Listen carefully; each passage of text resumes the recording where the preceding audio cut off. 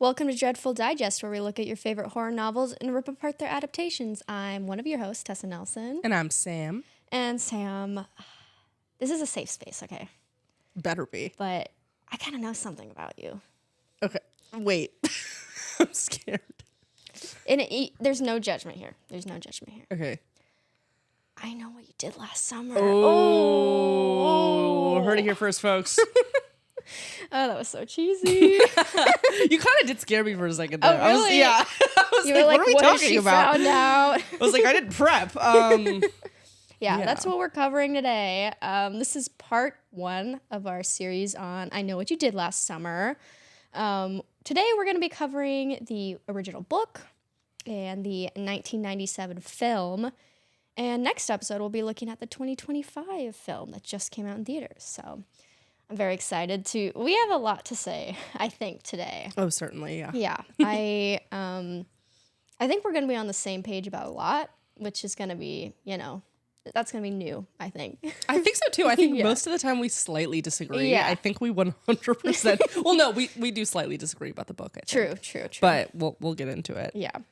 So, you said you had a history with this I was really excited to talk mark? about my history because the first time I ever heard about I Know What You Did Last Summer was the seminal classic song I Know What You Did Last Summer by Shawn Mendes and Camila Cabello when I was in sophomore year of high school. I didn't know Wait, is it about the movie? I don't think so. Oh. You know what though? I did listen to it on the way here because I was like, is it? Mm-hmm. And like it kind of works.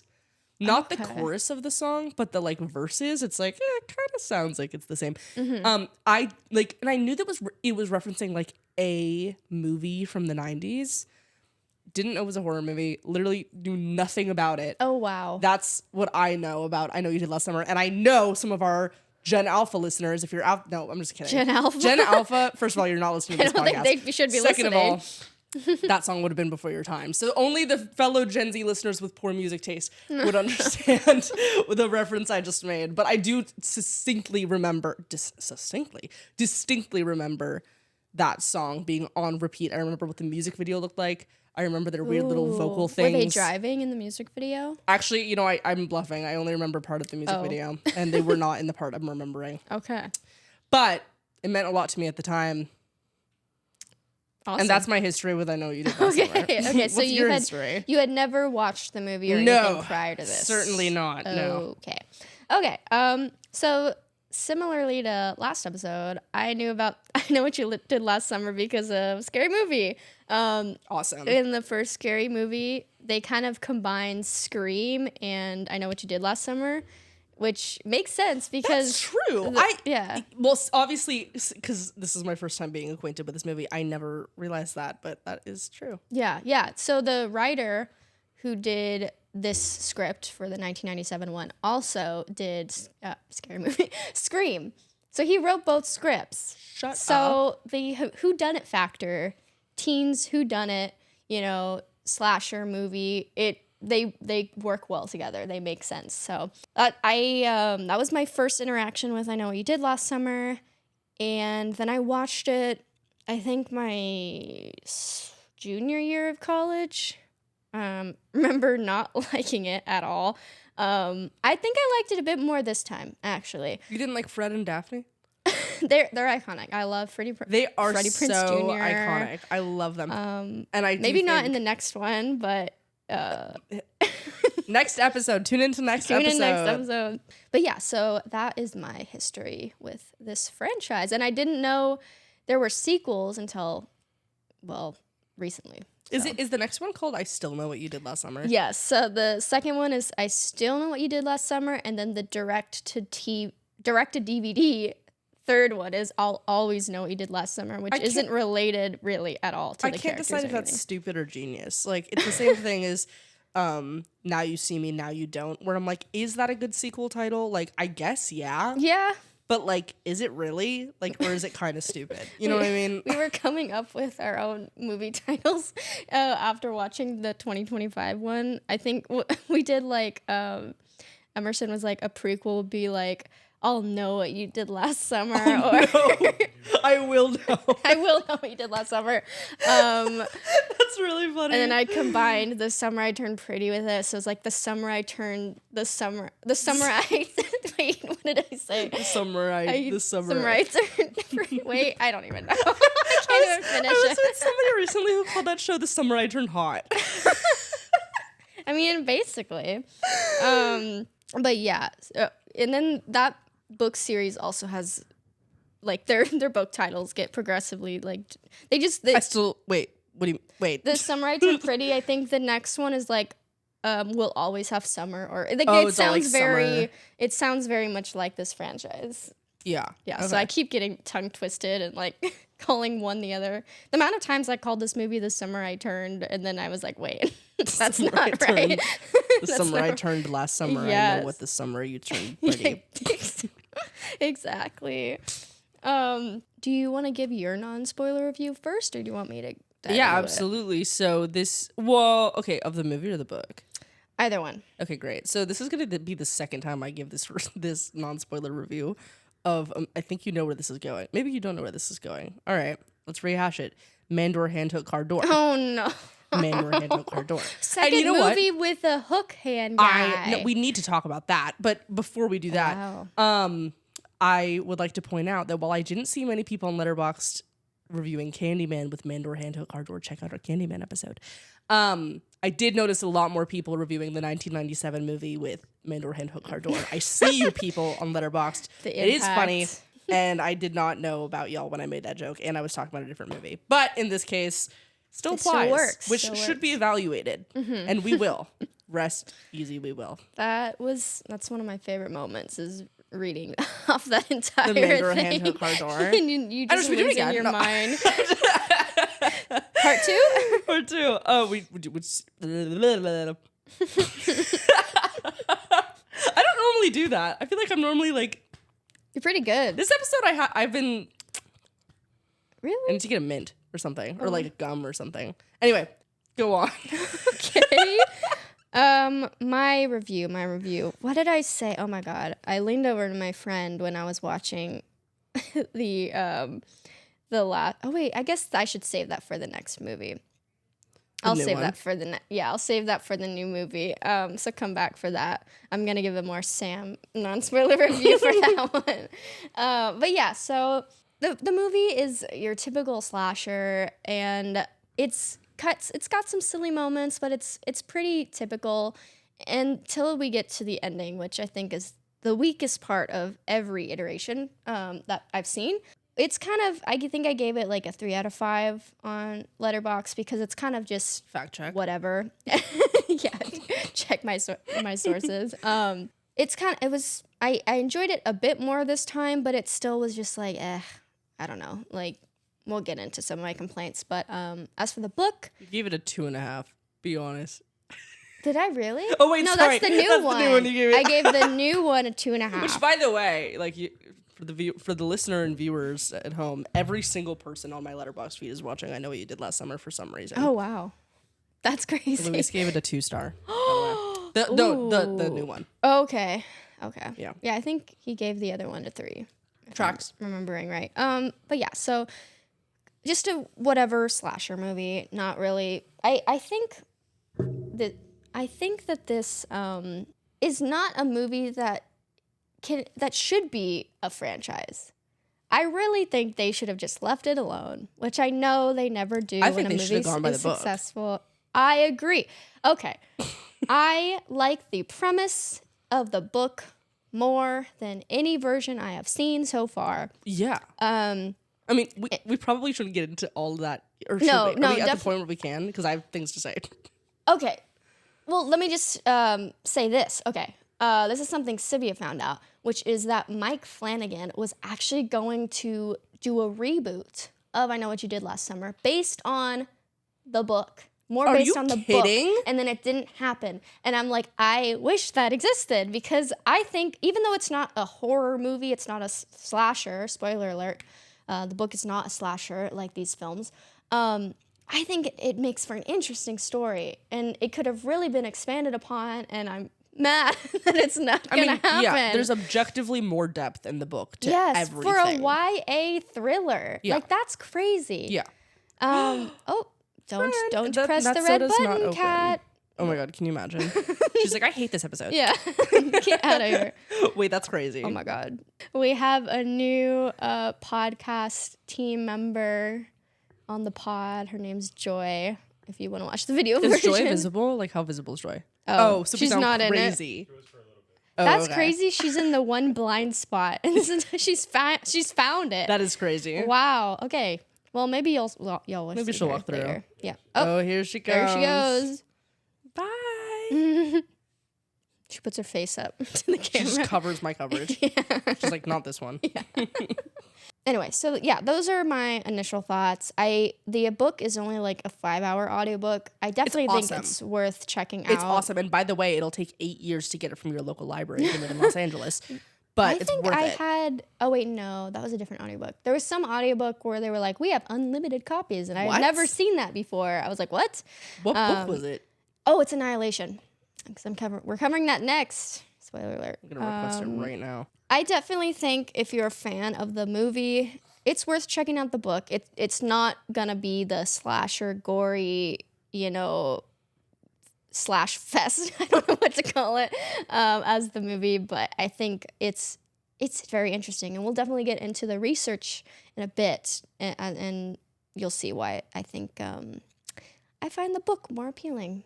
So should we dive into the synopsis? Let's dive into the synopsis. Let's do it. So this is the synopsis for the 1997 film. Go watch it. I'd rather you guys not get spoiled, but we're going to jump into spoilers right now. So on July 4th, Julie and her friends Ray, Helen, and Barry perform a hit and run, accidentally hitting a pedestrian. The team dumps the body in the ocean, even though he is still alive. They leave the man for dead and promise not to tell a soul what happened. Flash forward to 1 year later, Julie and Barry return home from college for the summer. Julie receives a letter stating, I know what you did last summer, in very threatening Sharpie. She and Helen take the note to Barry, who suspects Max did it, since he was the only one who saw them that night. He was like driving on the same road as them. Can we point out the fact that he's actually named Barry Cox? Yes. Like, that's actually what he's named. And that's his name in the book, too. It is. It's just, like, isn't that the joke? Like that name. Is it? Is it not, like, anyway. Wait, what's the joke? Like, I don't want to say it. I don't want to say it on the pod. But, like, anyway. Well, they kind of talk about it in the new movie. Where they're talking about, I don't know what they say in the new movie. They make, like, a joke about his name. Yeah, they point out his... They say something. Oh. Never mind. Watch the new one. Stop that. Continue. Well, I'll get into what I was about to say in a bit. But yeah, so they threaten Max, and then he gets killed by a hook slinging slasher. What's the guy from SpongeBob name? That slinging. It's the hash slinging slashers. I know this because it was my Water Assassins team name. But yeah, so they threaten Max, and then Max gets sliced up by the hook guy. That same night, Barry, who threatened Max, is ambushed by an assailant with a slicker and a hook, and he gets run over by a car, landing him in the hospital. Can we define slicker? Is that what the raincoat thing is? That's what they call it, yeah. I have a feeling that's the term they use, probably, where they're in their state, maybe. You know how... Yeah. That's kind of what I assumed. I had never even heard of it, and they were saying it like a normal word. Yeah, I would think raincoat, but I guess I don't know. I'm not a fisherman, so maybe that is the term. So Julie, meanwhile, is researching newspaper articles, believing that the man that they ran over was named David Egan. Helen and Julie, which, by the way, hello, Severance conspiracy theory, although it is spelled differently. What? I haven't seen. You haven't seen Severance? No. Tessa, are you kidding me? Sorry, I know. Is that a character name? Oh my God. I can't even get into this with you. Have you seen Severance? What is going... Okay, I'm not even kidding. After the second episode recording, we're putting on the pilot of Severance. Oh my I'm God. so serious. Okay. You guys have to watch the show. I'm going to change your life.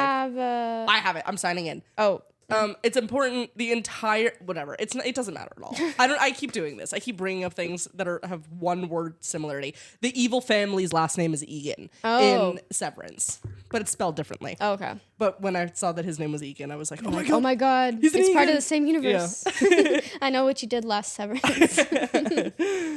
So Helen and Julie meet David Egan's sister named Missy at her home. Missy explains... Who's kind of freaky. So the actress who played Missy, I believe, was in one of the, the Texas Chainsaw Massacre remake that me and Luis love. And she also plays a creepy character in that movie, if I'm remembering correctly. You know what's crazy is I don't think she looks creepy, but they just they dress made her up. Creepy. They put her in the music when dress. she walks in, it's they make her look. I don't having the animal pelts she's a nice looking lady. I know. It's very interesting choices just to make her spooky for no reason. Yeah, creepy redneck. Ooh. Yeah, literally, literally, yeah. Missy explains to them that a friend of David's named Billy Blue visited to pay his respects, and that's what they learn when they meet Missy. The following morning, Julie finds Max's corpse wearing Barry's stolen jacket, and he's covered in crabs and in the trunk of her car. Julie, Helen, and Barry confront Ray, who claims he also received a letter, although we don't ever see this letter. Suspicious enough. Yeah, suspicious. Julie goes back to visit Missy, who reveals that David allegedly committed unalived. He unalived himself. Are we say that's what we're saying? We talk about murder on this podcast. I know. We just said unalive. I know. I hate it too. All right. So he unalived himself. She claims that he unalived himself out of guilt for the death of his girlfriend, Susie Willis. They got in a car accident. I think he was drunk, if I remember right. And they got into a bad car accident, which led her to die. Missy shows Julie the unalived note. The unalived note. Okay. The unalived note. But Julie notices that the writing matches the note that she received, and she realizes it was not an unalived note, but a death threat. What does the unalived note say? I forget what it says. I forget what it says too. I just watched it. But you would I'm saying, but you would think that I don't remember what it was, but I was like, really? Yeah, I'm like, it would be such a weird note to leave. Right. Right. I don't know why she is. Right. Yeah. Whatever. So at the Croker beauty pageant, Helen witnesses Barry being murdered on the balcony. I don't know why I said it that way. But his body turns up missing when she and a cop go looking for it. That same police officer escorts her home, but is murdered by the killer. And she then has to run for her life. She runs through her parents' store. It's a cool chase scene, fun stuff. However, as soon as she's almost safe, she's almost reached the street to safety, she stops for some reason to look back. And then the killer just comes out of nowhere. I don't know how he transported there, but he slashes her to death. Julie finds an article mentioning Susie's father, Ben Willis, and realizes Ben was the man they ran over a year ago. He had just gotten done killing David to avenge his daughter's death, and on his way back, the job's done. He gets run over by the car. And so she goes to tell Ray, but notices Ray's boat is called Billy Blue, and she briefly thinks he did it for some reason. Well, no, it kind of makes sense in the movie. I didn't trust him for a little bit, even though I knew it wasn't him. Yeah, but she just found out it was a different guy. That's true. She did figure out who the murderer was. She knew who it was, and then she's like, wait a second. But she's romantically involved with him, and she's like, you lied to me or whatever. You know what I mean? There's other things going on there. Yeah, and Missy also was like, we kind of had a connection, and so I don't know. But she runs for her life as if she thinks that he's the killer. But while they're running, a fisherman knocks Ray unconscious and invites Julie to hide on his boat. Hide on his boat. Do you want to try that one more time? A fisherman invites Julie to hide on his boat. But oh no, she notices photos of her friends and herself. And she realizes that that's the killer, Ben Willis. Yeah. So they have this whole chase scene on Ben's boat. blah, blah, blah. Really cool. Ben ends up handless and gets thrown overboard in a series of very Final Destination events. Ray explains that he posed as David's friend and visited Missy out of guilt. He explains this to Julie. So they make up. Very cute. The couple reconciles, relieved not to have actually killed anyone after all. Even though now they did. Maybe. You have to see the sequel. Maybe. Well, you don't, but, you know. 1 year later, Julie is back at school. As she enters the campus shower, she notices the words, quote, "I still know," written in the steam on the shower door, right before a dark figure crashes through it. And that's how I Know What You Did Last Summer ends. Can I just say? Yeah. I felt, if I can just jump right into it, I felt similarly in, like, the same feeling I had watching the 2002 version of The Ring, where there's just, like, horses, is how I felt about boats in these movies. I was just like, why is this here? Like, okay, does it add a little something that's unusual? Yes. A little cutesy seaport town. But, like, it becomes such an important thing in the movie that they're a boat town. And, like, who has these boats and who's fishing and the crabs. And it's just like, what? Like, yeah, they really stuck with it. They really punched it. And, like, you know, it's just not even a whisper in the... No. You know, like, I felt exactly the same way about the horses in The Ring. Yeah. Well, I mean, that's the thing, right? Is they probably were like, they came up with this cool looking murder getup and we're like, okay, we need to explain why he has why a fisherman's slicker. That? Right. Yeah, and have a hook. Right. We're going to make it a fishing town. Yeah. Well, why would he even be that person? What? Like, why would I don't even think it makes sense. What? I don't think it's plausible. I don't think that the person that it is, the dad, this guy who decides he wants to kill his own son. No, he's not. That's not Ben Willis. Ben Willis is Oh, Susie Willis he's Susie the dad Willis is the daughter. I still don't think it's plausible. You don't think that he would go crazy and try to avenge I really don't. her death and then don't buy it. kill all these people that left him for dead? Right. Yeah, it's a little I don't think he'd go rogue. Like, I do... Okay, maybe he would try to kill the guy. David Egan. Yes. Yes. Those 14... Come on. I mean, okay. Getting into sequel territory. Oh, okay. If we want to count that. Does it clarify it in the sequel, or do we understand this We get more Ben Willis lore. Well, that is what I was missing from the first one. Yeah, you need more of it.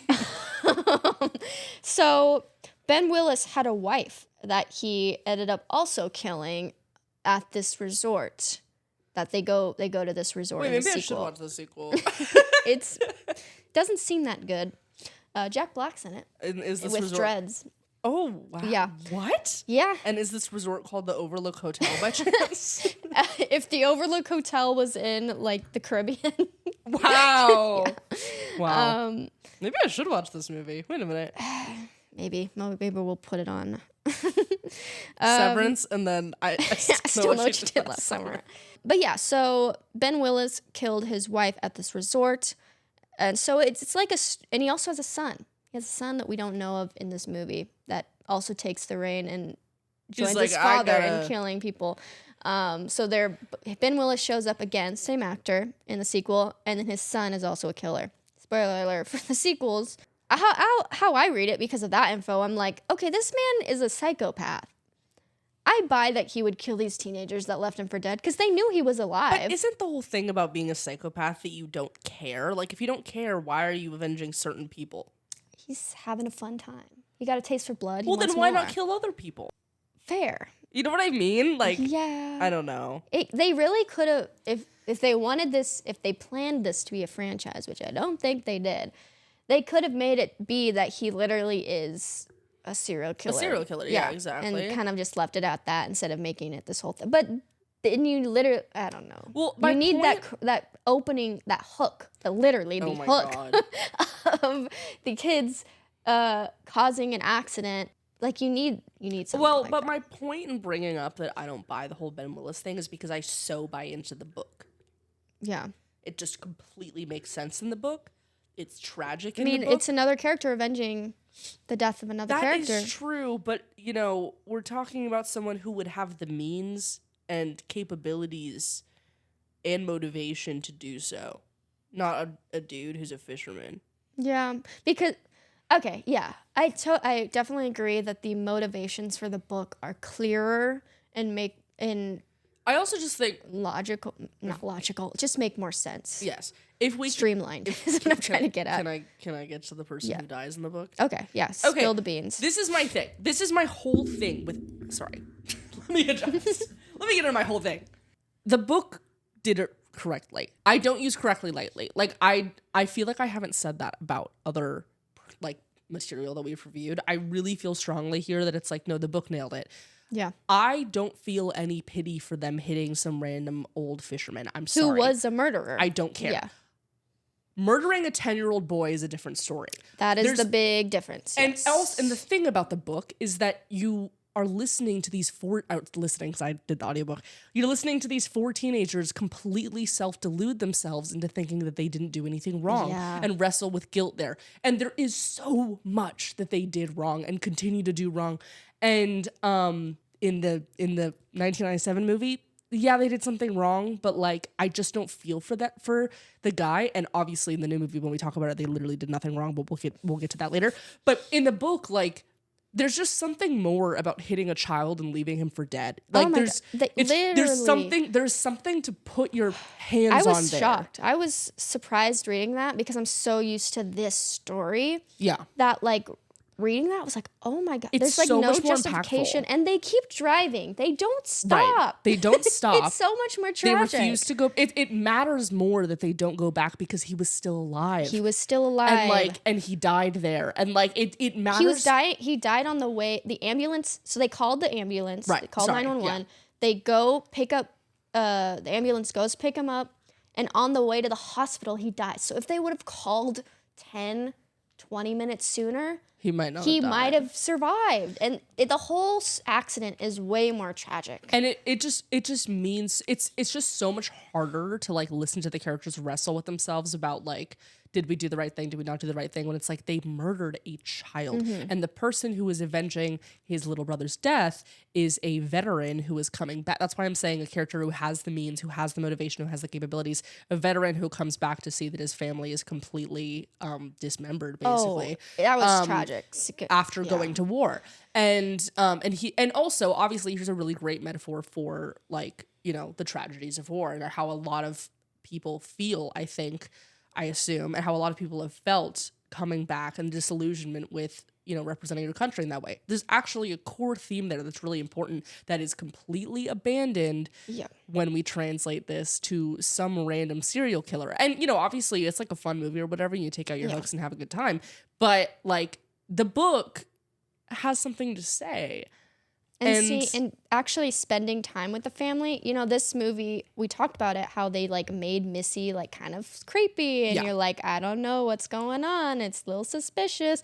But when you read the scene in the book, it's just, I don't remember is the sister still named Missy?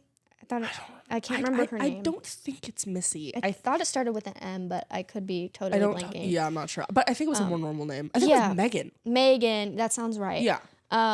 But they go to talk to Megan, Julie, and Ray, and she's like trying to keep this illusion up of they're like it's not even in a creepy rundown cabin like in the movie. It's a suburban. It's like a regular house you would just see, and it's just like she's dropping all this like lore about.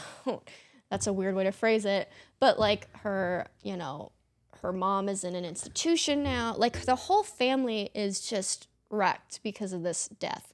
And you really feel that they just ruined these people's lives. They didn't just take one life. I think they're like, they had such a good line. They were like, we didn't just take one life. We took like 4 or 3. Yeah. I don't know. It's something like that. But it still was this like, it's so much more real and grounded in the book. Yeah, exactly. That's how it feels. It's something that easily could have... And the other thing that's interesting about the book is it's not told chronologically. That's a big difference between the books and the movies, is that in both movies, we start with the year prior. In the book, we just start with Julie getting the letter. And so we have to learn through these characters' perspectives, through the book, what actually happened, you know. as opposed to knowing immediately, which I think is a service because like you don't fully trust, like I don't fully trust Julie from immediately getting to know her because we meet her and she's feeling all this guilt, you know? Whereas in the movie, because we're introduced in the 1997 movie and the new movie, we're introduced to these characters from their perspective. And so you align with them more immediately. And obviously in the movie, the 4 teenagers are victims. Whereas obviously in the book, it's like they're actual murderers. Yeah. And bad people. Well, you shouldn't say bad people. You know, people who were intoxicated. Yes. They, you know, made a very poor choice and it wound up affecting a lot of people and they continued to make poor decisions.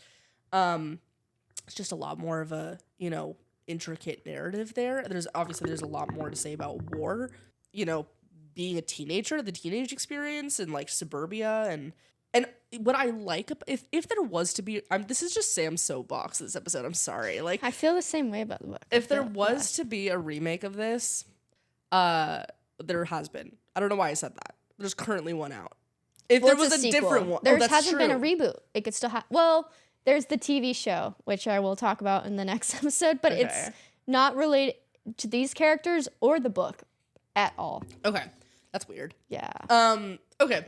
Well, if there was like a film adaptation of the book, I would lean more into the faceless, nameless suburbia. I think that's a lot more interesting because it's the point is that it's some town in the middle of nowhere where like these things happen. The eeriness of that I think is a lot more intriguing than putting this in a specific destination. So that was one critique I did have of the 1997 movie, is I do feel like the location, while it had some perks because they got to lean into some really interesting things and make a really interesting slasher, also degraded obviously lots of creative choices degraded the original themes, but that even just the location I think was one of those things. So you know, Mike Flanagan, if you decide to pick it up again. Please do. I know you're busy working on so many projects, but please. I think I just personally find slasher movies boring. Me too. Me too. Yeah, I never got into Friday the 13th really, or Halloween. Like for me, I kind of do like Halloween. You do? Because it's Halloween. You know what I mean? Okay. It's like, ooh, candy. The first one's iconic, but exactly. Just like it's really hard for me to latch on to a slasher movie. At least with this one, like the characters are unique enough where there's like something I can grasp onto them. But for the most part, a lot of slasher movies are like just teenagers getting killed off.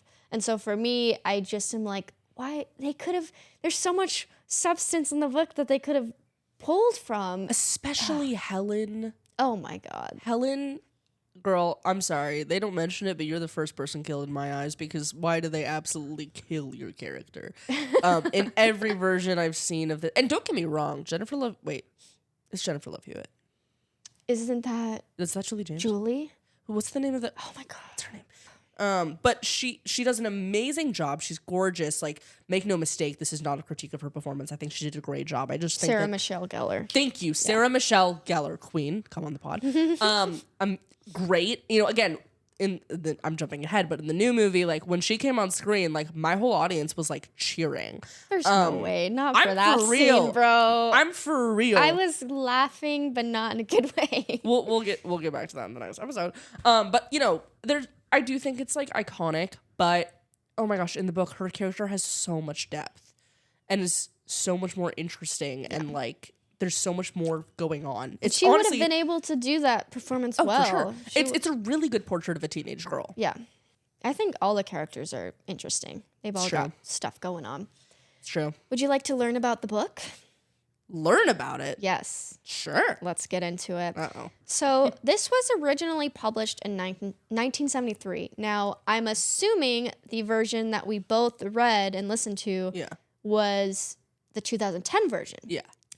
Must be. Yes, because in 2010, they republished this book and a couple other books, I think by Lois Duncan, who wrote it, with the intention of making it more appealing to modern audiences. So they add like different slang, different technology, stuff like that. That's why they mentioned the Iraq War instead of what it was before. It was the Vietnam War. That's what I thought. Because I was telling my boyfriend about this, and I was like, yeah, he was in Iraq. Oh, I was like, he was in Iraq, and then he was like, he was in Iraq. That doesn't make any sense. And I was just like, but I swear he was. He is. Yes, he is in the newer one. Yeah, when you're I really wanted to try to find the 73 version, but I couldn't find a PDF of it. But what I found interesting about, and I really wish I read the original, because the thing that did bother me about the book was the inclusion of these like cell phones and stuff. Because I'm like, what? These people just leave their cell phones at home? Okay, you're right. I'm like, stuff like that. They had to keep writing sentences in to be like, oh, but they didn't have their phone. Oh, but their phone wasn't charged. I'm like, you're ruining it. I didn't notice that. That's really funny. But you know what? And that is something that I felt about both movies, where it's like the characters go to a payphone, and especially in the new one, I was like, they all have phones. Yeah. Use it. Use it. And I guess in the book as well, it's like but I guess there's like caller ID on that. Still, I was just like, it's gotta be a payphone. It's gotta be a payphone. That's the only way it works. Well, it's just like, even when Julie, she's dating this guy named Bud.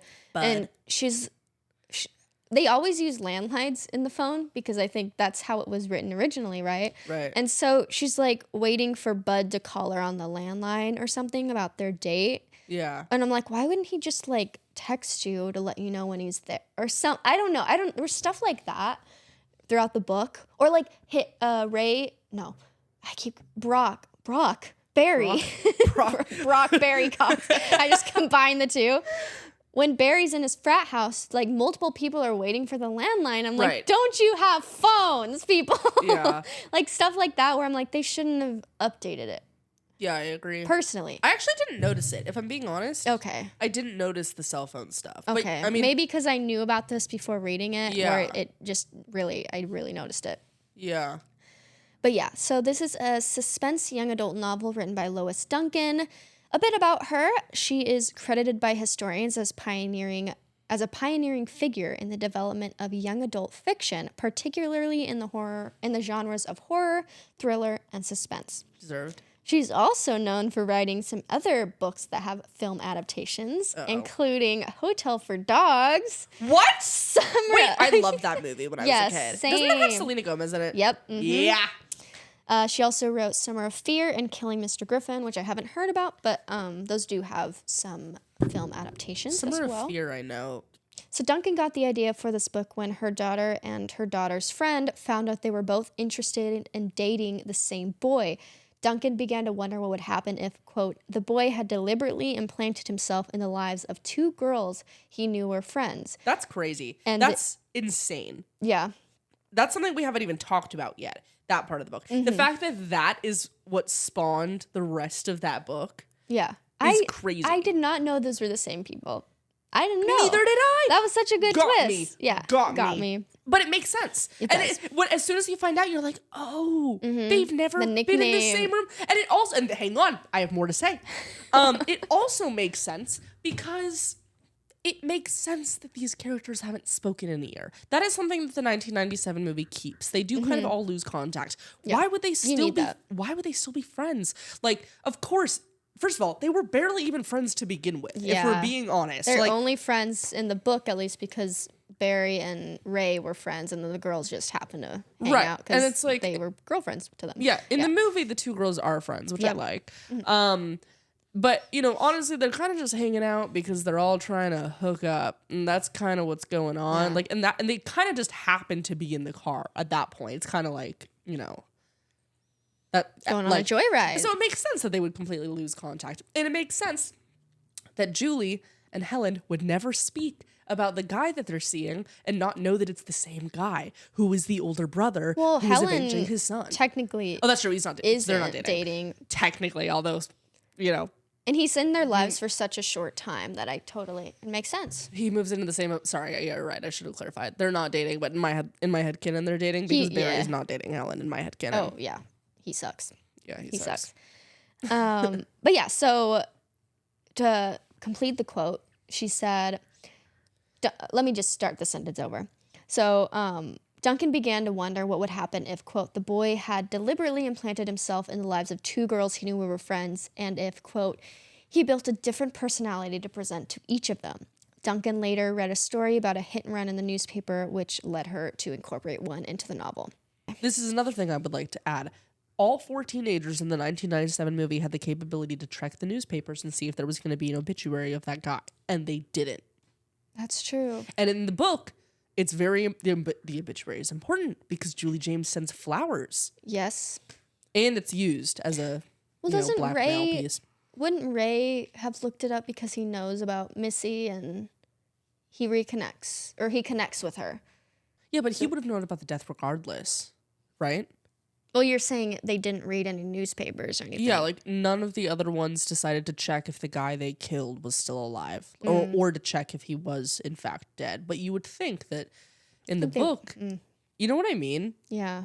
Yeah, I guess they just start researching it when these. Because if I found out the guy that I killed was still alive, or I never saw an obituary or anything, well, they thought I it was would know David. it's him. They thought it was David Egan. So wouldn't there have been an obituary? Yeah, they didn't know it was Ben Willis until later. But it was an old guy. This is another thing I didn't like about the movie. This is well, his obviously face is all bloody and to a pulp. You can still tell that he's like in his 50s at least.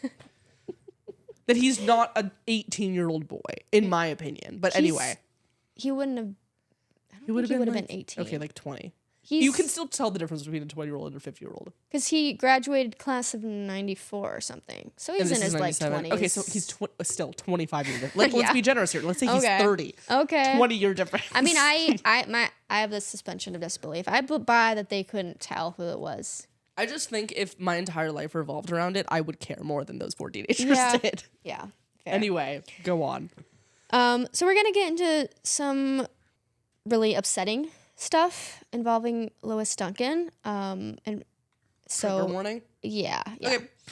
So in 1989, this is well after the book was published, the youngest of Duncan's children, Caitlin Arquette, was murdered in Albuquerque, New Mexico. She was only 18. Oh, wow. Duncan wrote about the murder in her book, Who Killed My Daughter? But the suspect wasn't discovered until 2021, 5 years after Duncan's death. So, this movie came out in 1997. She was not happy that this was made into a slasher movie with kids getting killed. That's horrible. Yes. She stopped, writing within the genre. She was pretty, well, I'm trying to remember what she said. She said she was like shocked, that this was made into a slasher movie. They did not consult her about the production at all. So she found out about this when she was literally in the theater. I read about it at the end of the book in her little Q&A. She was like, I got my bucket of popcorn. I was super excited. Aww. Go in, and it's this movie. And so I can just only imagine how horrible that would be to witness. Yeah, not only did they like completely brutalize the actual story in the book, but that's horrible. Yeah, because this book it's a suspense that YA novel, like it's with an anti-war message at its center. Yeah, and there's like a stalker element, sure, but nobody dies, and I think that's why it's really hard for me to get behind this movie. Just knowing that it's like they totally just obliterate. They took the name of it and like the core concept of them running over someone, and that's all they used. It was hard for me to get behind this movie without knowing that. If I'm being real. Yeah. So. This is gonna be. I feel like this is a hot take. I feel like most listeners who are gonna be listening to this episode are probably like, I know what you did last summer. I mean, if they're clicking on it, probably. Sorry, guys. Hey, read the book though. Read the book though. Yeah. So yeah, after her daughter's death, Duncan began writing children's picture books, saying that she could no longer write about young women in life-threatening situations. That's kind of the history with that. As I mentioned, in 2010, the novel was re-released with updates to modernize some of the content. Duncan gave her characters cell phones and updated some of the characters' clothing choices. which I didn't notice the I clothing stuff. I didn't notice either of those two things. Really? But I did notice the Iraq War. Yeah. So that's a bit of the history of the book. Diving into the film, this was released in 1997, directed by Jim Gillespie, and starring Jennifer Love Hewitt, Sarah Michelle Gellar, Ryan Philippe, and Freddie Prinze Jr. Yay! Scooby Gang.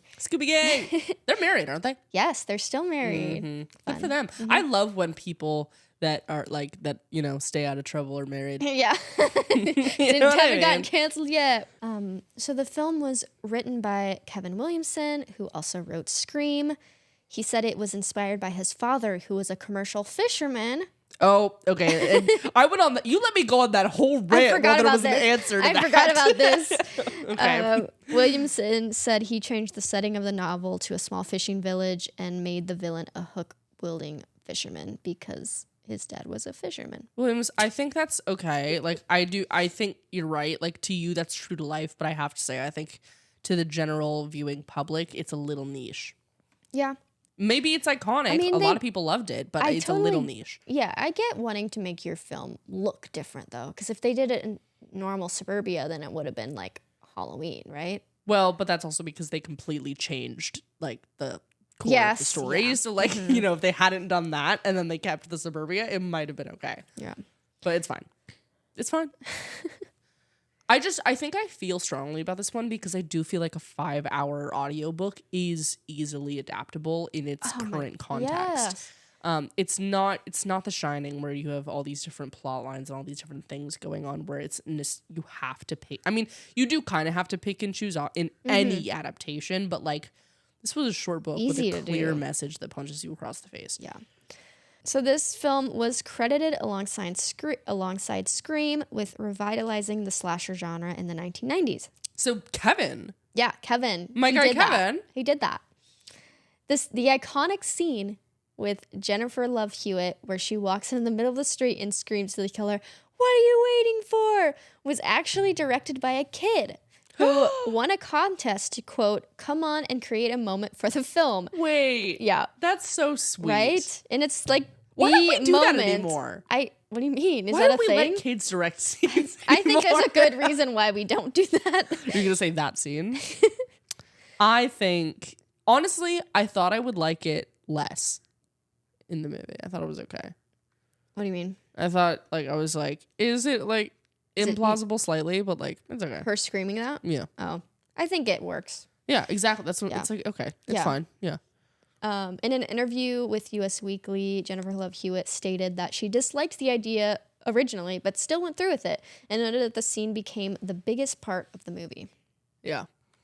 So I Know What You Did Last Summer was a commercial success and spawned a film series consisting of a direct sequel in 1998, a standalone third film in 2006, and a legacy sequel that just came out.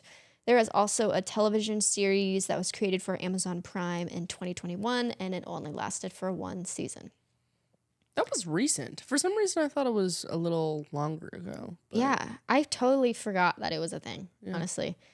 As we mentioned, in September 2014, Sony Pictures revealed plans to remake the film. The film? Sorry. As we mentioned, in September 2014, Sony Pictures revealed plans to remake the film with Mike Flanagan and Jeff Howard writing the script. They had plans to release it in 2016, but it was ultimately never made and subsequently canceled. So to be clear here, so Sony acquired the rights basically. They had a version going and they were like, actually, never mind. Yeah. Let's go in this other direction, and that's the movie that's out? Because it's a Sony movie that came out. Yes. So I think we have a little bit of info for the next one. Is the 1997 one Sony? But yeah, I guess Sony owns it now. And so that might be hard to get the rights to that. Yeah, that's unfortunate. But hey, if this one flops, you know what you should do next. I know what you should do. I still know. I will know. I'll always know. I did know. I used to know. I used to know. All right. That's all my research. Let's get into the main segment. That wasn't the main segment? I've been talking like that was the main segment. No. Man, I was getting to it. All right, whatever. Let's get into it. Let's get into it. Obviously, as we've mentioned, the movie is a slasher movie, but the book is a young adult thriller. We follow the characters Julie, Ray, Helen, and Barry in all versions. Interestingly, though, while all the other characters, their names stay the same, Helen's name is different. In the book, it's Helen Rivers. In the movie, it's Helen Shivers, which, like, why? Shiver me timbers. That's such a weird change. I don't understand. Because they were like, this is a horror movie in case it's you didn't spooky. get it. You're getting shivers down your spine. Yeah. There were lots of changes like that seemed inconsequential, but like, all right. Like, hey, Kevin. Guess who go am I to for critique it. Kevin? He obviously knows what he's doing. Yeah. So a little bit about Helen. She's different in both the book and she's different in the film as she is in the book. In the film, she wants to be an actress. That's her goal, but she doesn't end up succeeding at this. She goes to New York, doesn't work out. Can I just say? You should try harder. I was gonna say try she's harder there and for longer. a total of like 60 days, and she's like, "This isn't for me." Yeah. Oops. I didn't make it. Try going to a different city at least. Anyway, if you're an actor, it's gonna take a long time to book anything. She's just upset. Yeah, she expected things to come to her too quickly. She's so cool in the book. Yeah. I mean, okay, maybe cool's the wrong word, but like she defends Barry a lot when she shouldn't, but yeah, but like haven't we all with someone, you know? Like isn't that just part of being a teenage girl? Yeah. Or even a teenager period. But also, like, her fame, I feel like, is a lot more plausible in the book. Well, let's get into it, right? So, in the movie, she's a pageant queen. She wants to be an actress. Doesn't work out. So, when we come back a year later, she's working in her parents' store. Interestingly, she has a sister named Elsa in both versions, which I thought was a fun little addition. And also, Elsa hates her in both Elsa versions. Although she hates her way more in the book. Oh, she's awful in the book. Yeah. It's kind of nuts. Yeah. I love it, though. It's fun. But in the book, Helen, she doesn't want to be an actress, but she does use her looks to gain notoriety.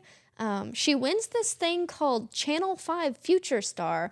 I still don't know what her job is, but apparently she won this contest and now she's on the news. I think she's just like the fill-in girl, basically. Like okay, like Sue's Corner from Glee. Exactly like Sue's Corner I'm gonna from imagine Glee. it because they describe she's like sometimes she'll be on the weather, sometimes she'll review music. I think it's just that she's kind of like on standby if somebody's out because because when the weatherman is out, that's when she reads the weather report. So I think it's just kind of like okay, this is like an attractive young lady, which is crazy because she's like literally a minor when she submits her picture, but whatever. Like barely 18. This is like an attractive young lady who is able to present herself in front of audiences. She's like the understudy basically for everyone at this but she makes a lot of money somehow. Right. So well, I think that's not that crazy to me. Like really? Yeah. I don't know anything about doing something like that, but like she fills in for everybody, right? Isn't that what her job is? I don't know. I at first I thought she worked on a radio station, but then it was like, no, she actually works on the news. I just think the name Channel 5 Future Star is weird. But it also adds to like, this is a local community and only these people would know about this. Right. It implies that like there's an annual competition element, but Helen has her she has the job for always. Multiple. Yeah, but she works a lot. she wins the competition and she's working there. Yeah. It's not like there's other Channel 5 Future Stars. Yeah. What does Helen do? What is Helen's job? It's a fun mystery. But I didn't ask that many questions about it. No, I was like, all right. Yeah, you go with it. The point is she is doing well for herself. She lives in these fancy apartments, and a guy moves into them. His name's Collingsworth, and we'll get to Crazy Collingsworth. Crazy Collingsworth, I mean, it's crazy name. Before even getting into all the craziness of him, like, you know, what a weird name. Sorry if anyone's named Collingsworth, but my point here is... For an American, it's weird. For an American, it's weird. Yeah. And he's fully American. Yeah. And I've never met someone with that name or heard of that name. Mm-hmm. She calls him Collie, or she wants to.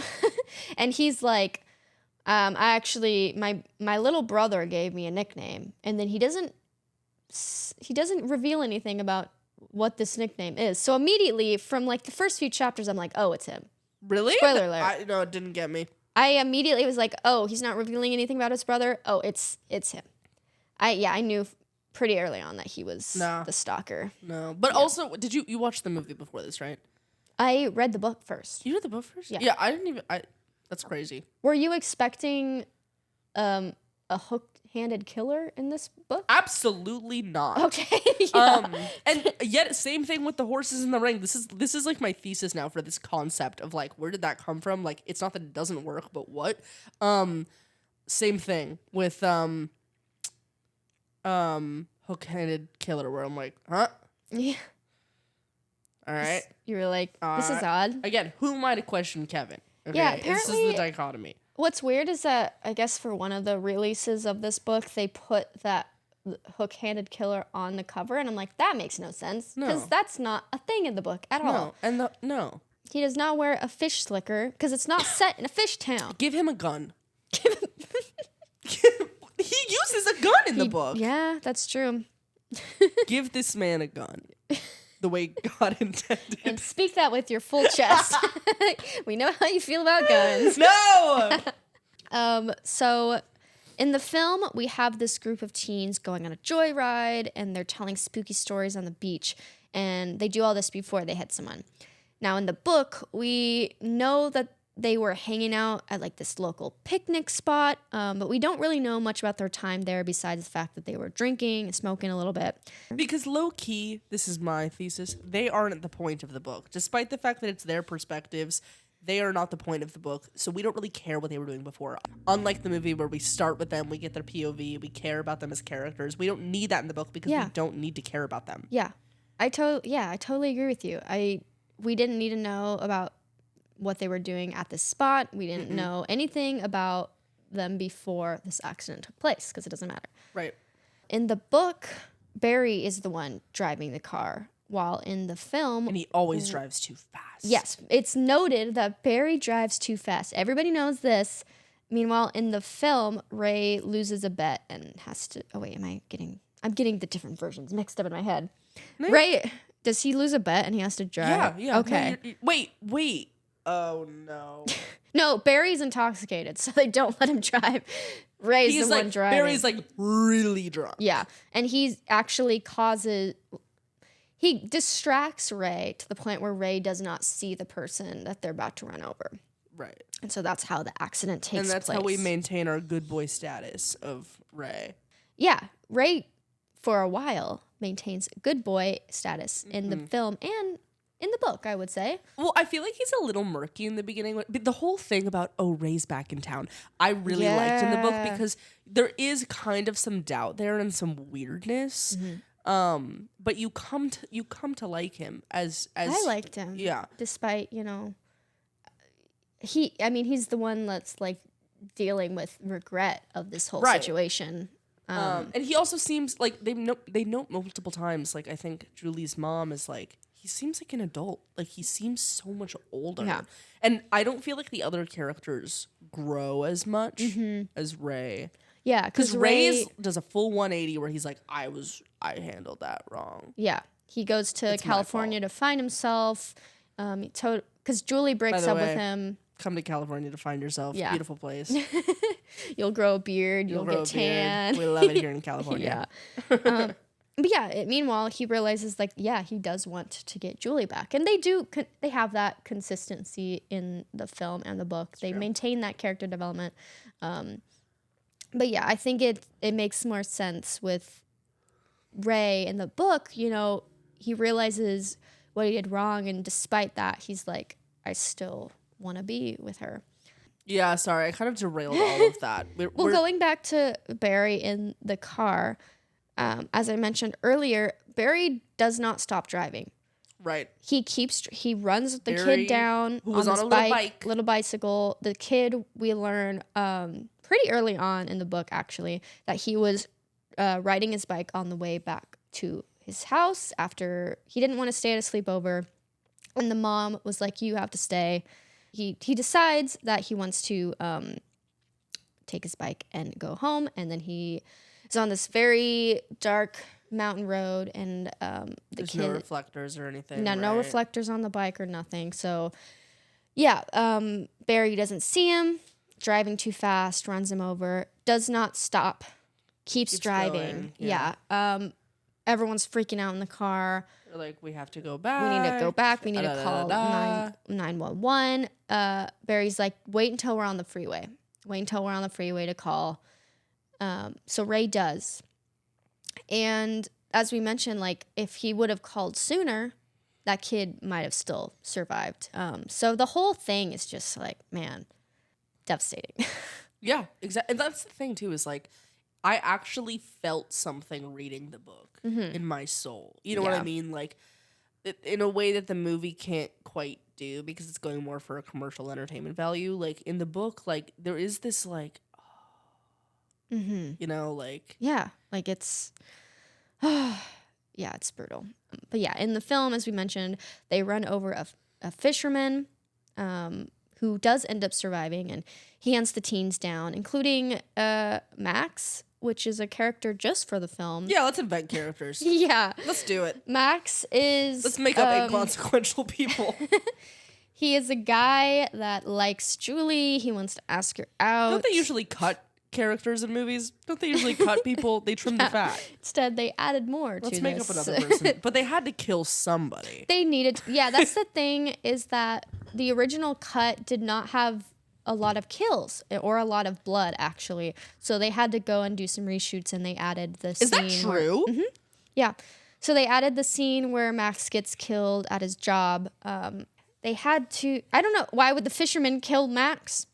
Because I guess he's... It doesn't make any sense. Yeah. You see my whole thing about, is he a psychopath? Is he not a psychopath? Who is this guy? He has to be. Why He is killed Max for no well, reason. then kill some other people. Yeah. I don't know. Max literally, all he did was stop to check on the group of friends. I mean, it's really just a red herring so that you think it was Ray, I think. Yeah. Or you think it was Max for a little bit. Right, but then obviously it can't be Max. Yeah. Maybe it was Ray. He has a plausible reason to kill Max for flirting with Julie. A slight difference is that in the film, they are all seniors. They're all in the same grade. But in the book, the boys are seniors and the girls are juniors. But Helen ends up dropping out of high school her senior year to be the future star. Julie, meanwhile, after the accident, and she breaks up with Ray, she totally disconnects from these people. She goes full... She, like, hunkers down and... An academic. In academics, yeah. She drops the cheerleading squad. Yeah, she's not a cheerleader anymore. She's not really social anymore, and her mom's pretty concerned about this. But she really focuses on her athletics to get into a good college. And we start out the book with her actually getting accepted into this college. Smith. Is that a real place? Yeah. Oh, I think. Now I'm a fake college for the book. 99% sure it's a real place. It sounds real. I buy it. But yeah, but that immediately gets undercut with the note she gets at the beginning of the book that says, I know what you did last summer. Smith is absolutely a real college. And also, at one point, it was an all-women's college. Oh, slay. What year? It's in, what year was it? Yeah, because maybe she was going to go when it was all-women's college. No. This is an 1870s school. Yeah, this is an old school in Massachusetts. Should have kept it. It sounds like a class. Is it? It's one of the top private universities. Okay, well, congratulations, Julie. Kind of, you might not actually maybe go. Didn't deserve it. With the end of the book, you might not have gone to certainly school. Not. But yeah, so that's how we're introduced to Julie. Her excitement of getting into school is immediately undercut by the fact that, oh no, she got a note, say, from someone who knew what she did. Yeah. You know, it's funny. Talking through this is making me realize how different the characterization of Julie is in the movie. Because in the movie, it seems like she's always kind of bookish. Yeah, I noticed that too. But she's a retired cheerleader. She's really one of Helen's kin. Yeah. I feel like, well, I don't think Helen was ever cheerleader. No, but she's like pretty and aloof. Yeah, she would be she's like that the archetype of anyway. like, don't bother me. Julie has this like sweet cheerleader thing, and that's how people like know her. But in the movie, it really seems like she's kind of... She's quiet. Yeah. Don't they say that she's going to be a lawyer? Yeah. She always has her. She's uncool. For sure. Because brunettes can't be You cool. can't be cool you if you have can't be brown hair. Yeah. I don't know we if know any, this. sorry to be the one to tell you guys. It doesn't apply to men. It doesn't apply to men. Yeah, we already mentioned this, but Elsa is in both versions. She's a bitch in both versions. Wow. Right up the gate. But in the film, this bothered me. They made her conventionally attractive. That upset you? Yeah, because she's in the book. This like, makes sense. She's jealous of Helen's looks and like success. Yes. But they're blood related, are they not? Of course they would have similar features. Yeah, but it's just like, well, you guys are in the same exact position. Why would you be weird to Helen now? Why would you? I don't know. It's true. It doesn't make sense and also her older sister's like significantly older than her, whereas in the book I thought she was like 1 year older than her. Yeah, she doesn't seem that much older than her, but it makes sense that like she's the older sister, she's still living at home, and her younger sister is like got successful off her looks and is going somewhere. Yeah. And yeah, I just think that I liked the inclusion of Elsa in the film. I was surprised that she was even there. Yeah, agreed. And she's kind of in the sequel. Wait, what? We see her gravestone. Oh, wait, the sequel I haven't seen. No, in the 2025 one. What? They have Elsa and, spoiler alert, Helen's gravestone. Oh, you're so right. Yeah. I literally forgot about that. Yeah. That's funny.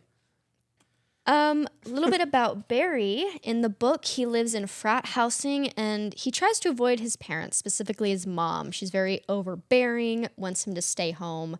But in the film, he actually goes back home during the summer. We don't really see him interact with his parents at all. I don't think No, talks to them. we don't see him talk to him, but there is that one scene where he's out on the patio and His mom's on the phone. And he's yeah. like, stop talking about it. And then his mom he like looks and sees if his mom is like listening. Yeah. He's bougie. He's bougie in the movie. Yeah. Well, in both, he's wealthy in both. But for some reason, something about the movie, I was like, he's got rich, a rich. huge house. Yeah, it's crazy. And he's even richer in the 2025 version. What? Sorry. Okay. This is something he's not in it at all. Sorry.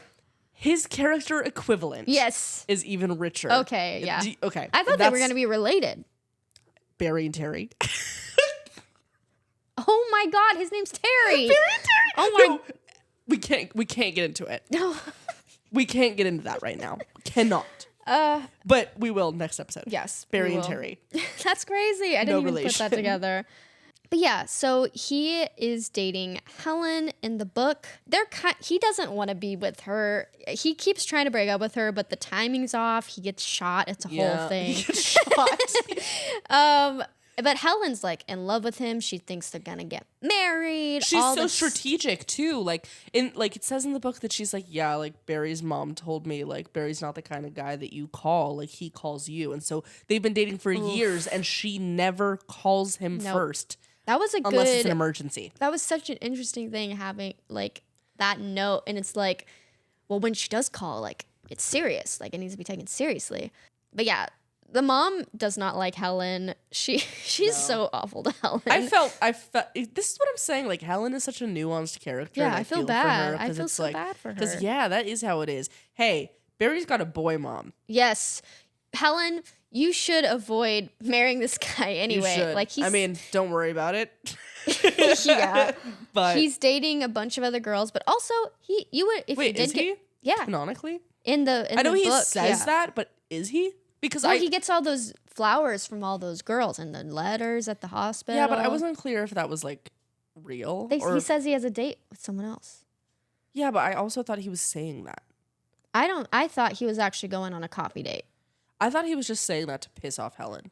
Well, he never told her. Nobody told Ray, knowing that he would tell Helen. Well, later on, yeah, but at the beginning of the book, he's keeping it on the down low. Oh, yeah. So, yeah, Barry's dating other girls. Helen's super devoted to him. And, yeah, Barry has a boy mom. So, yeah, avoid Helen him. Dodged a bullet on that one. Literally. He didn't, though. No, he did not. But, yeah, in the film, they end up breaking up after the accident. Plausible, actually. Yeah, it makes sense. Point to the film. We should do a point thing. 1 point to the film. 1 point to the film. So in the book, we learn that after graduation, Ray went to California for a year, working on boats, working on odd jobs, and focusing on himself. In the film, he stayed home in Southport, and became a fisherman like his dad, which we don't know really anything about his dad. Right. He has that line where he's like, guess I became my dad. Yeah. And she's like, you don't even, Julie's like, you never even met your dad. And he's like, well, I know he was a fisherman. And that's kind of it. That's how that scene goes. That's true, actually. Let's dive into the difference between the killer in the film versus the stalker in the book. Because like I said, nobody dies in the book. That is true, although he intends to kill them. He tries to kill them. He just attempted murder. He doesn't succeed. Somebody dies in the book. Well, yes, the 10-year-old. We need to put that out there. Yeah. Yes. Oh my gosh, I love him in the book as a villain. I think, or as a misunderstood person with a difficult deck of cards. He's dealing with a lot of PTSD. He's just really well crafted and well written. And you know what's funny is like, actually. End of sentence. I'm not going to finish that sentence. Well, as we said, Collingsworth, he is the one doing all this. He moves into Helen's apartment to get to know her. And he also simultaneously is dating Julie, but under a different name, Bud, which is the nickname that his younger brother who died gave to him. Collingsworth, Bud, what do you want me to, what name I kind of like Bud. Okay. Or maybe we should do Collie. Collie? Okay, we'll use Collie. Because both characters call him Collie. Yeah, true. Collie is the older half-brother of the boy who was killed, and his plan is interesting, because what he does, I think, if I'm reading it correctly, is that he sent random letters to people, and these were the teens that had a reaction. Well, that's not quite true. Okay. He tracked down that Julie's the one who sent the flowers, and then he sent her specifically. That's right. Okay. Because I was like, am I reading that right? Like, that seems like you would have to send a bunch of letters out to random people and keep track. Well, I think that was the plan, is he was going to figure out whoever matched, and if it wasn't her, it wasn't going to be her. But when she did freak out, he was like, bingo. Okay, so he called the flower shop that sent the anonymous yellow roses. Right, because Julie sent the roses. But how did he know that she would have a reaction? He didn't. That was the test. He sent her the card, and then if she had the reaction, me explaining the book, he sent her the card, and then he was gonna see if she had a reaction to it, and she did, and she was like, and then he was like, okay, like. But how did he? What reaction did he notice? Because she went to Helen, freaking out, and then they called Barry. I think maybe he was just following her. I think and then that's also how he found Helen. Okay, and Barry. I'll buy that he was like watching her, I guess. That's how he figures out, which I like. I think that makes it so much, like I said, streamlined. He figured out like, oh, if this person that sent the flowers, anonymous flowers, tracked him down that way. I think that makes sense. It's also stupid of her to send the flowers. But also, you understand why she sent the flowers? Because she felt like, but like, stupid. Yeah. As we've mentioned, Barry ends up getting shot in the film, but survives. Barry gets shot in the book, but survives. It's brutal in the book. It's like you don't expect him to get shot in the middle of a football field, right? No, I thought he was dead. I thought he was gonna die. Yeah, for sure. Why wouldn't he die? Yeah. IRL. So Collie calls the frat house phone line, and is like, "I have photos of the car. Like I'll sell you the negative. I'll sell you the negative." And then Barry's like, "There's no way you could get like photos There's no like film that." like that. And it's like, yeah, there wouldn't be that good a film, right? Especially if they're driving through, they're not even stopping, right? But he goes to check it out. It's 4th of July. There are fire. Oh, they kept that. I did not even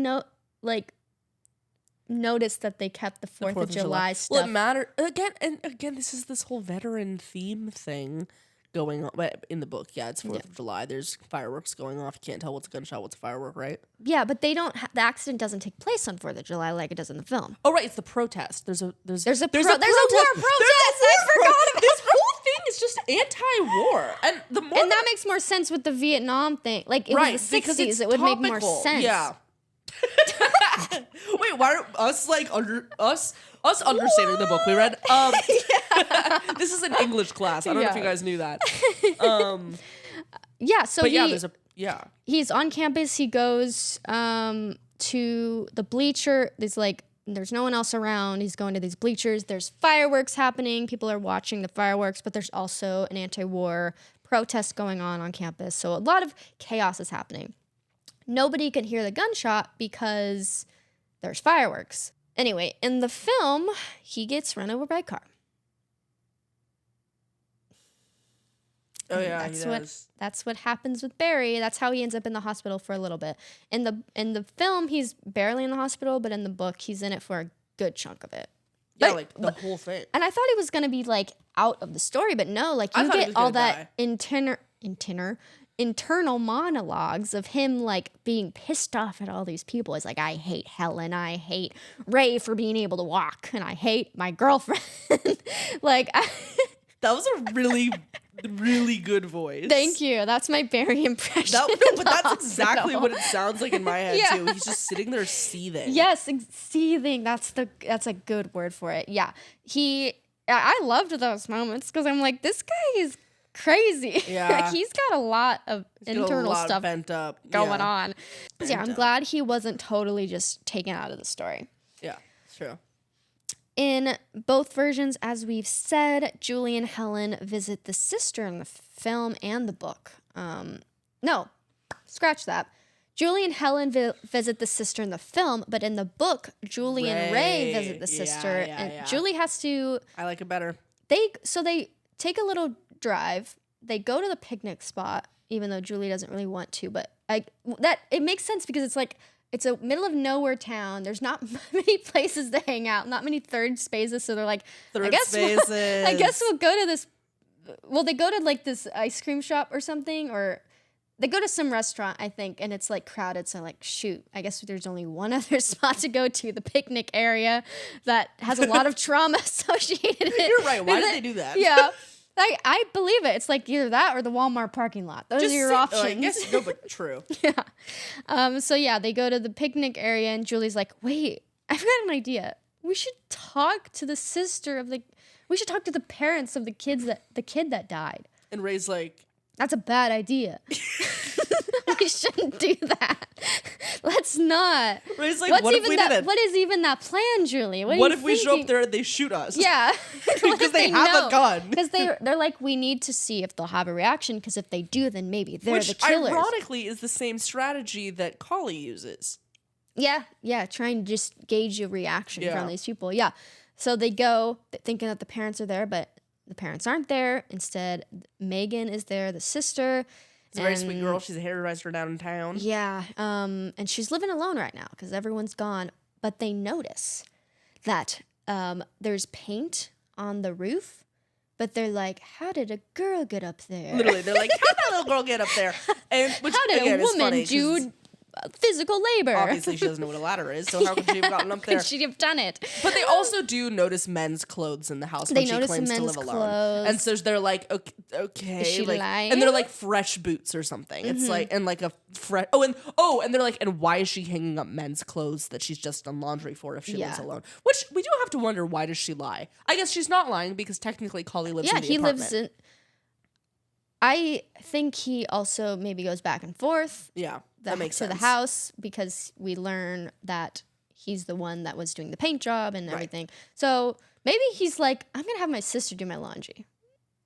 Maybe that's why he Maybe goes laundry there. Costs a lot in the building he lives in. There's not any to washer and dryer. So yeah, it's a fancy apartment, but you have to pay money to get your laundry done. Yeah. So, not my Monchichi. As we've said, Helen lives on her own in some fancy apartments. Meanwhile, called the Four Seasons. Called the Four Seasons, which sounds like a hotel chain and not right. I actually was confused a little bit because I thought she lived in a hotel. Yeah. I was like, well, I don't think you're on the up and up like you think you are. True. She says in the book, she's like, Elsa, she's like, don't wait up. I'm living somewhere nice. The Four Seasons, which, by the way, a very nice hotel. Let me be clear. But like, What? Yeah, it was a little confusing, the name, but Yep. yeah, so she lives on her own in these apartments. Meanwhile, the Helen in the film, obviously not doing so hot. She's living with her parents or her dad. We see her dad, and that's where the killer gives her a bad haircut and a threatening message on a mirror. The bad haircut. That bad haircut. Well, was she had a extension silly. / a wig / whatever was going on for the majority of the beginning of the movie, Yeah. which I did clock, and I was like, "That's what we're gonna say her hair is." Come on, I thought she was a natural beauty who photoshops herself. I thought that was the whole point of Helen, is that she like overly photoshops her picture that she submits to the competition, but she still wins. Yeah, Well, in the 2010 book, that's not true. in the original That is true. 1973 She would book. not have photoshopped herself in the Yeah. 1973 book. Yeah. Yeah. But yes, she makes a big deal about her hair in the film. It's her like lifeline, I guess. And so she wakes up, her hair's all cut, and everybody like makes a note of her short hair, and I'm just like, it doesn't even look bad. It looks great. It looks fine. She looks great. Yeah. So for a good chunk of the book, the characters they think that it's like a prank. Barry is kind of convinced them it's a prank. He's like, and also we cannot break this pact.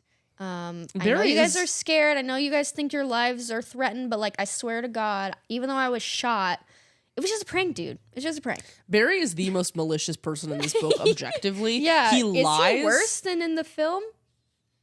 I don't know. Maybe they're pretty equal. No, I think he is worse in the book because he knows exactly why he walked on that football field. He knows he has information refuses to the tell entire time, and he knows that their so lives right. are in danger, and he lies so to right. them, and like. That's crazy. Yeah, that's he sucks. crazy. He sucks. Meanwhile, in the film, Barry thinks that Ray is after them and is like, they have a little moment where they're blaming him, and that's kind of it in terms of like, I really think the book leans harder into the fact that these kids, they don't think that their lives are being threatened for a while.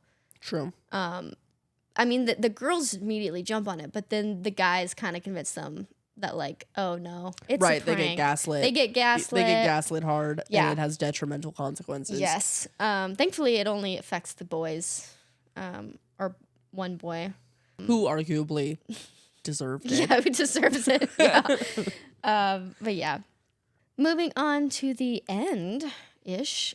As we said, nobody dies in the book, but in the film, we have quite a few deaths, including two of our main characters, Barry and Helen. They both get killed by the fishhook killer. Barry is killed at the beauty pageant that Helen is hosting. She's not hosting. She's just making an appearance because she won the last year's Right. I think beauty this pageant. is their version of the future star thing. Like they give her a little more clout in town. Yeah, she gets to ride on a parade float. It's a whole thing. Yeah. So he gets killed at the beauty pageant up in the like a loft area, and Helen is like, somebody help him, and then everybody's like crowding around Everyone's her. like, who's this crazy lady? What's she freaking out? Not one of them turns around. No, nobody notices that he's getting killed up in where anyone could see, really. Really, just turn around. Just do a 180. Yeah. Yeah. Seriously. So that's how Barry dies. Meanwhile, Helen is chased around her family's store and is killed. Elsa's also killed in this scene as well. True. So Elsa does not make it in the film, but she lives in the book, as far as we know. Well, there's no reason for her to die in the book. She just stays at the house Elsa with all her vaguely siblings. sucks, but that's it. Yeah.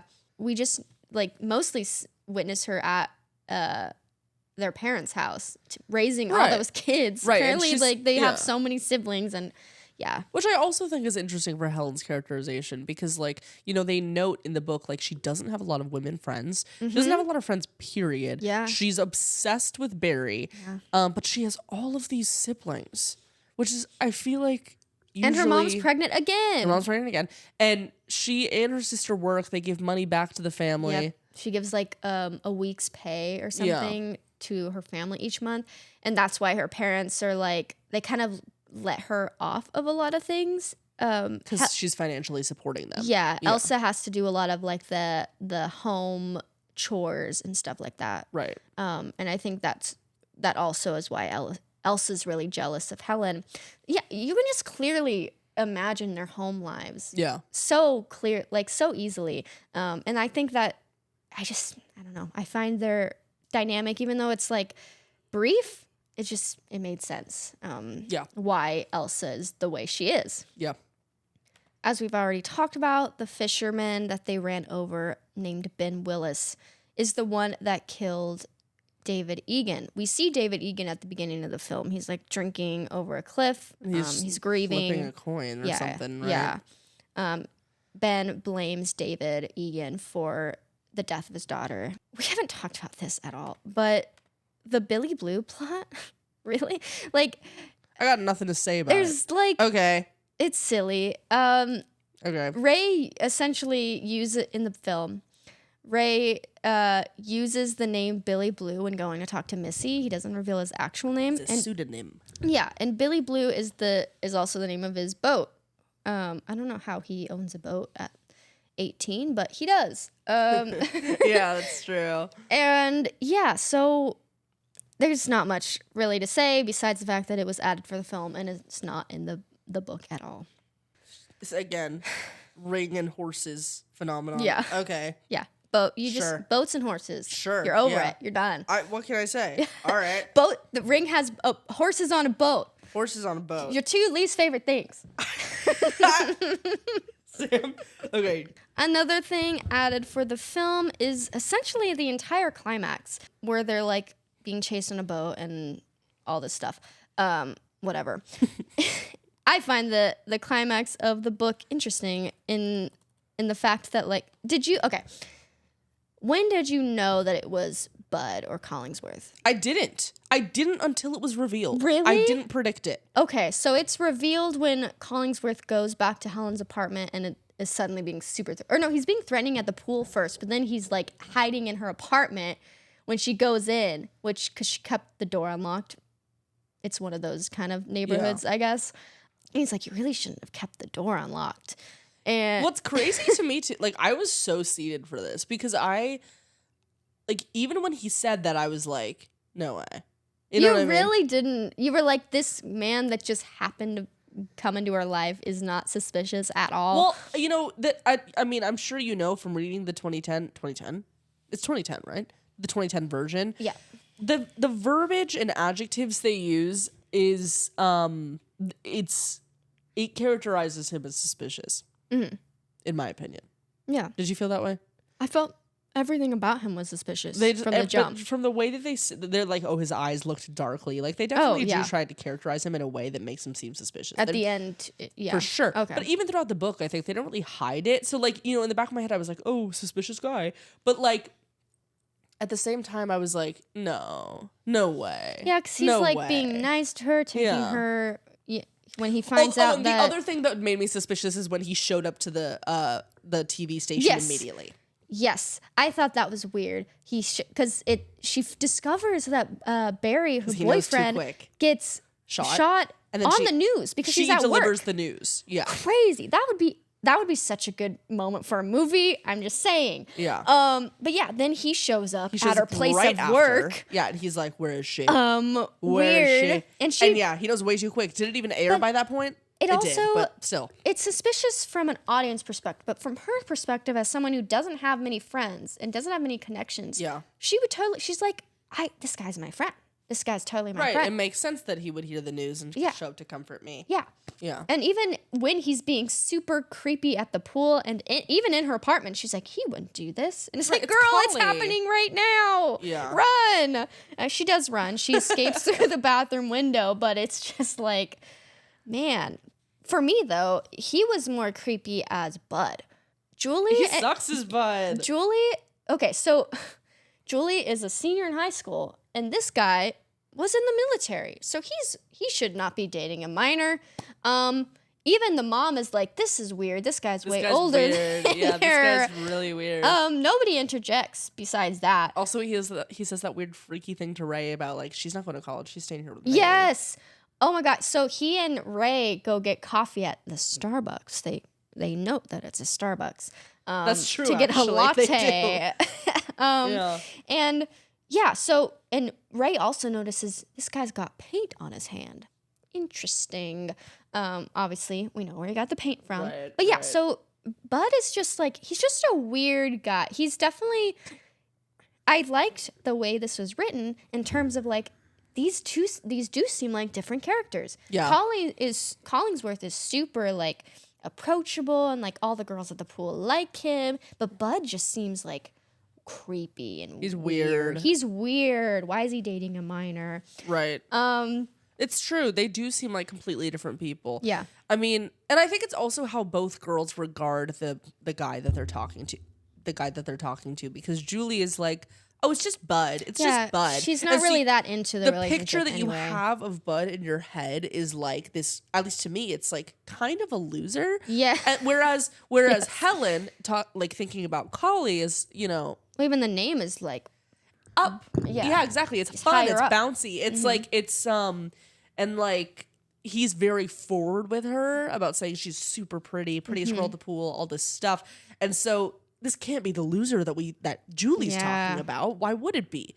So I wonder though, if this was made into a film, how would you do that? that's what you know what's when I finished the book, that was my first thought. Is I was like, how are they going to do this? Yeah, They don't. They don't. That's how they do Nope. it. They don't do it. They don't do it. Because it's impossible. Yeah. It's impossible to do unless you never actually see Bud. Yeah. Until he picks up Julie. That's the only way I could think to do it. I think, that could work. We literally like, If you hear her talk about she Bud, just talks about him, yeah. and you maybe don't see Collie that much, like that's the only way I could Maybe think we to see do it. Bud from the car window just waving. Yeah. That's it. We talked about the ending of the film already, but the ending of the book has Bud really insistent on taking Julie out. Julie is like, I don't want to go to the movies. I want to stay home with my mom because the mom kind of knows that something's off. Which I think is a really sweet thing. Yeah. I really like Julie's relationship with her mom, and that her mom is like, don't go out. She has this weird premonitions throughout Julie's life of like she knows when something is bad's gonna happen, and oh my god, I love that part. She literally saves Julie's life. I love that part when she's like, but there was one day last year where I knew something was wrong, but then Julie came home and everything was fine. And that's the day they ran over the kid. It was so good. I didn't even put that together. Yeah. That's crazy. Yeah. So the mom like knows something's wrong and she's insistent. She's like, please, Julie, don't go out with this guy.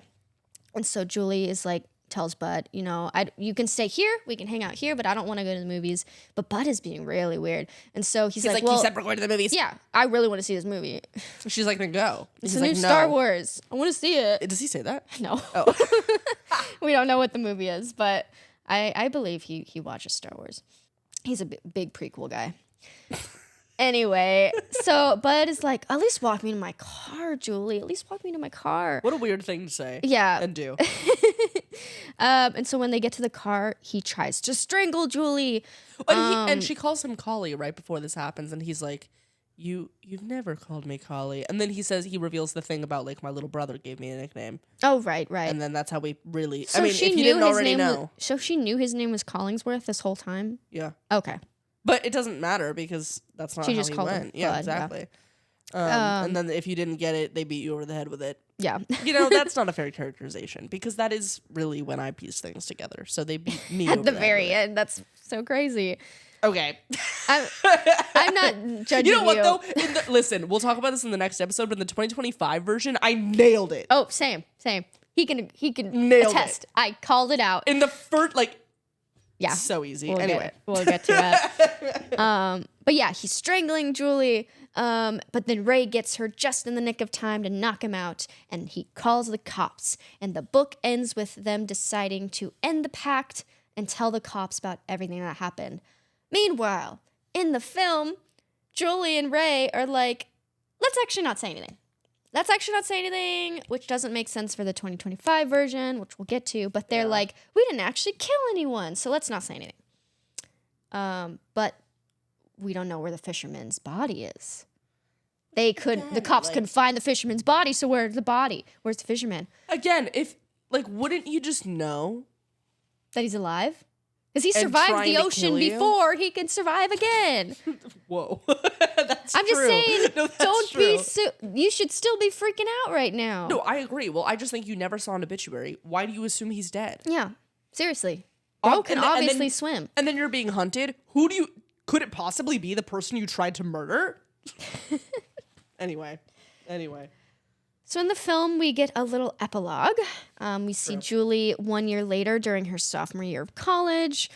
She's going to the college campus showers. But oh my God, the words "I still know" are written on the shower door in the steam. And then a killer crashes through the shower door attacking her, and that's how it ends. It cuts to black. So who do you think that was? Do you want me to explain how they explain it in the sequel? Yeah, I'd love it because I am. Come on. It was a dream sequence. Oh. She in the sequel, she's like gets these scary dreams involving the killer. It happens as a trauma response. All right, sure. So that was fake. Sure. Didn't happen. Yeah. So that is the end of the film and the book. Alrighty, Sam. So I think I know your answer to this one, but what do you prefer, the book or the film? I think this time the movie. Can you imagine? Can you imagine if I said that? You guys obviously the book. I was shook at a little bit. Obviously the book. Yourself? I agree. I was surprised I enjoyed the book. I mean, I think the ending, I think it wrapped up too quickly for me. I'm going to be honest here, and this is what I was going to say earlier, and then I changed my mind. I was underwhelmed by the book until I saw the movie. Wow. Okay, because, yeah, you were kind of hinting that maybe you disliked the book more than me, so I was wondering. Yes, well, when I first read it, I was like, okay. Yeah. It didn't impress you much. What did impress me is the fact that I got a pang of feeling thinking about a 10-year-old boy being murdered. That got me. But for the most part, I was like, okay. And then it took me watching the movie and realizing what they took out of it to be like, I really didn't consider the whole veteran angle. I really didn't consider all these pieces that actually do make up what the book is about. I think if you look at it at surface level, it's like, okay. But if you use your critical thinking skills a teensy bit, obviously, which you have to do when you consume media, it's actually pretty masterful how swift and how well it's executed. Yeah. And I just think that I get why people like the movie. It's super fun. But there's just something to respect about the book being able to achieve that. Yeah, I think although I was underwhelmed by the ending a little bit, I felt like it was a little rushed. And the beginning with Julie and her mom, I noted that first chapter was very, very expo dumpy. Yeah. And that was like, okay, it feels very YA in that sense. But the rest of it, I was like, this reads, I know they updated some of the language, but it just felt, it did feel modern, even though there were some elements that were obviously written in the 70s. Yeah, I was impressed. They did not shy away from horror. I'm thinking of another YA novel that we did on the show was Prom Queen. R.L. Stine, and that felt very young. But this, I'm like, she trusted her audience to not to be able to understand these more complex things. Well, it makes sense for the time that the book was originally released that it would be a very topical thing. I'm surprised she would talk about war and stuff, and especially in quote unquote a children's book. I'm surprised. I wonder if that was controversial. Me too. I guess but I do think it's buried enough that you don't have to pick up that meaning. Yeah, it's more. That's how underlying. I understood it. Yeah, exactly. It's even Barry's parents, or I think it's Barry's parents that are complaining about the anti-war protests and how dangerous they are. And it's like, well, we obviously know which side they fall on. They're wealthy. They're complaining about these youths, these dangerous youths, and it's subtle, but you can definitely read more into it. And I think the film doesn't have that. Right, it doesn't. It has fish, though. It's very... it does have fish, and they are surface level. Wow. Thank Okay. you. Mm-hmm. Podcast is picking up. Yeah. But yeah, I think we're in agreement on this one. Yeah, that one's an easy one. Fishhook Killer versus Collingsworth. Wait, for Not what? in a fight. This is this versus that. Not in a fight. Not in a fight. Because in a fight, We know that Fishhook Killer would win. what? No, it obviously Collie has a gun. Why do we keep forgetting this? He has a gun and he shoots people. That's true. Fishhook Killer doesn't have a gun. Come on. Yeah, but he somehow keeps surviving.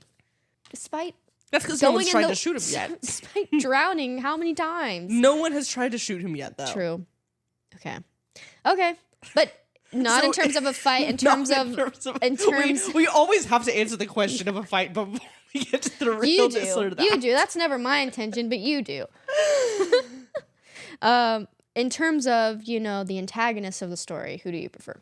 Well, I mean, it goes back to the whole thematic thing. Like, I just think Collie. But like, are we gonna say that Collie is the antagonist of the story when we have 4 teenagers who murdered his brother in cold blood? Yeah. Like, I don't know that we but that's the point of the book, isn't it? But also Mandor Handheld Cardor, like, I just don't really like. I just think it's so obviously the point is that it's so overplayed that but it's also cheesy. I find the look of the Fishhook Killer cheesy. well, and they do talk about it in the beginning of the movie. They're like, Oh yeah, we didn't talk old- about that angle of there's an urban legend around town of like this guy with a fish hook. this guy with a fish hook who like So he- kills so this- Mandor Handheld Cardor. Ben Willis would, I guess, take on that persona, but yeah. Whatever. But anyway, who do I prefer as a character? As a villain, definitely Ben Willis. As a character, Collie, easy. I prefer Collie. I think when Ben Willis takes off his, outfit, his fit, the actor's not great. Oh, you don't like his performance? No, I felt like he was trying to be too scary. And it's Oh. just like, meanwhile, Collingsworth and his other persona, Bud, Collingsworth has like that nice guy attitude, which is creepy on its own. And then Bud is just like, I just imagined him being like kind of like hunked down a little bit, Freaky. That's how I imagined him. Like I just think the personas are creepy. I thought of him as the stereotypical school shooter look. Yeah. Yeah. What? Like, for real. Like, that's what I thought of Bud. Because Maybe his hair's a bit greasy, Yeah, he's just kind of not. Whereas Collie, I thought was cool as hell. Posh. Yeah. But yeah, I mean, again, it all makes sense. Mm-hmm. Especially when you consider the Vietnam angle. It's like, vet comes back, your whole world is decimated, and also, like, you lose so much, and also you're not respected. yeah. Yeah, and for some reason, the people that are, like, doing well are the people that shouldn't be. Alrighty, next one. Croaker Beauty Pageant versus Channel 5 Future Star. Channel 5 Future Star, it's just so much more interesting. Okay. Even though we kind of vaguely know what she does as a Channel 5 I still think Future- it's more interesting. She has a job. She's a working woman. She's a working woman. What do you get at a beauty pageant? You get a crown. You get to go on a parade float. It's, That's it, kind of it. Well, I do think there's some glamour, some dark glamour in beauty pageant stuff. Like, it's weird, don't get me wrong. I'm not like pro or anti or any particular stance on it, but aesthetically, it's kind of forgot. It just used to be a much more important thing. It started with P.T. Barnum. Really? Yeah. I did not know that. Fact check me. This is true. They missed out on The Greatest Showman. They should have added that. They should have. Yeah, it was a whole thing. Anyway, it's just kind of a thing that I feel like you don't really hear much about until you get to Miss Universe.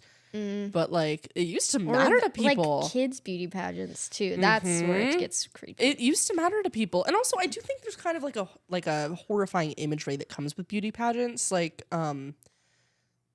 obviously John Benet Ramsey, and something about being on stage to display your physical gifts is just like weird, and I think we all know it, and that's why it makes an appearance in some media like this. But anyway, in terms of like story wise, I still think Channel 5 is more effective to me. Okay, fair enough. I obviously prefer the Helen of the book more, so I'm gonna lean on the Channel 5 Future Star, even though it was kind of vague on her responsibilities and what it was. And I think the name is silly. But in terms of like her advancing her character, I liked it more. that's all I got for this versus that. I didn't have much. But yeah, join us next episode for I Know What You Did Last Summer, 2025. It's gonna be juicy. Yeah. I'm also briefly going to talk about the TV show. But like I mentioned, I did not finish it. So yeah, join us next episode in 2 weeks. Meanwhile, you can follow us on @DreadfulDigestPod on Instagram, TikTok, and Facebook. We'll see you next time. Bye.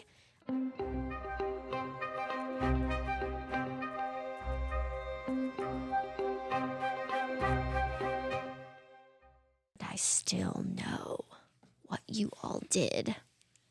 I know. You didn't like the video. Let's cut it there.